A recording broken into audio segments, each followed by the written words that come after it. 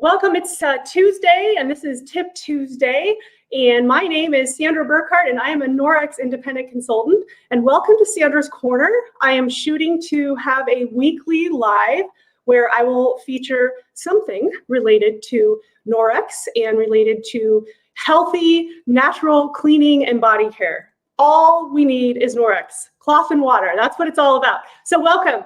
This is my second stream from a multi-stream platform called StreamYard. So you may very well be joining me live from my YouTube channel right now. You might be joining me from one of my Facebook groups, my customer group, Sandra Cleans with Water, or my private team page, Team Geeky Clean. So welcome. So first thing, I want to let you know I am using a platform called StreamYard. So if you would like to be recognized in the comments, Facebook has a restriction, so I just need you to click the button and let StreamYard know who you are, and then I can see who you are if you want to comment or ask any questions or anything like that. Only applies to Facebook, so otherwise, no problem. Welcome, happy you're here.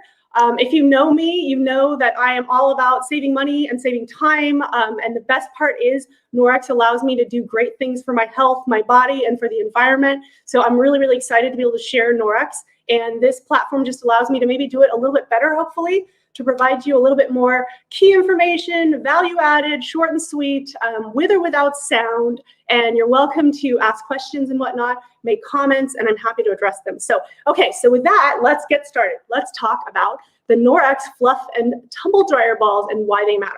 So first of all, I want to point out that at the bottom of the screen, there's a scrolling banner. All of the key points I'm going to be discussing today will be scrolling along the bottom. So if you're working right now or you don't want to hear my voice, not a problem. You don't have to. So, okay. So let's talk about why this matters. So did you know that those fabric softener sheets are highly toxic?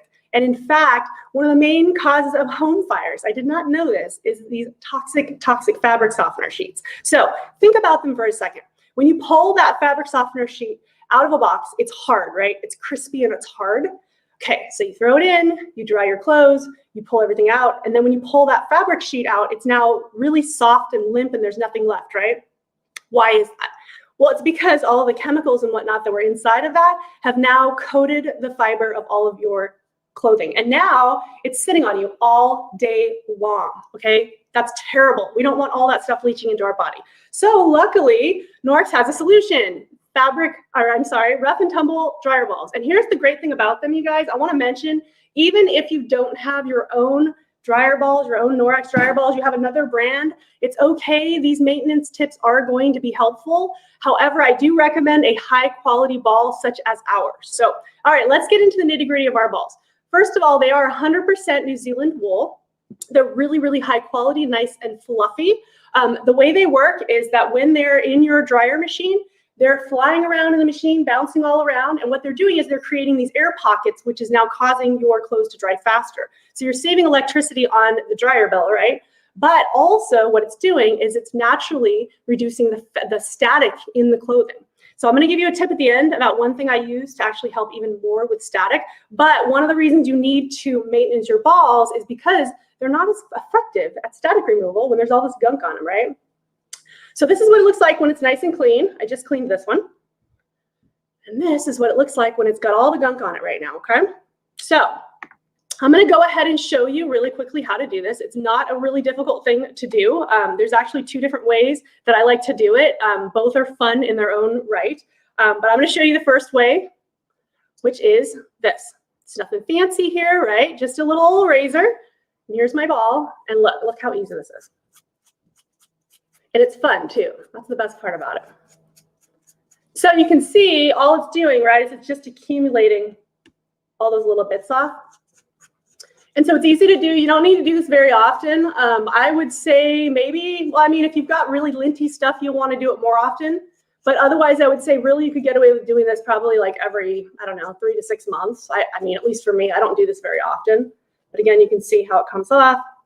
Look how easily it just cleans the ball right up. So I'm going to show you another way, though, that you can do it. You can also use the Norax lint mitt, another super easy way to do it. You want to find out which direction is going against the grain. And then all you're going to do is go like that. And that's also easy. I think it's maybe not as easy as using the little razor blade, but it still works. As you can see, another way of doing it. But I'm telling you, it's just way more fun to do it this way, right? So you want to make sure that you periodically maintenance your balls.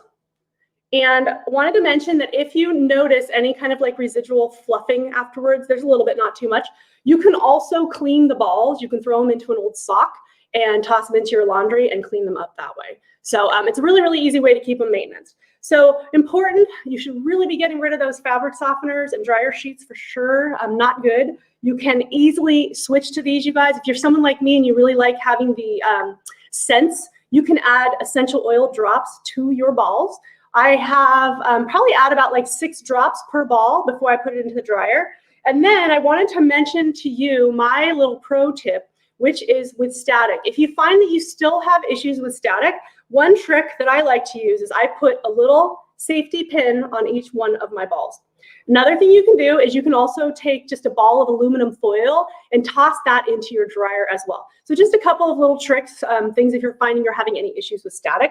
Now you also want to make sure that whenever you're drying things that are like synthetics or dry fit or material, it's going to dry a lot faster. Remember, that's going to create static in your load. So you want to make sure that maybe partway through, you run in and grab those dry fit items, those faster drying items, and pull those out so that it doesn't actually cause more static.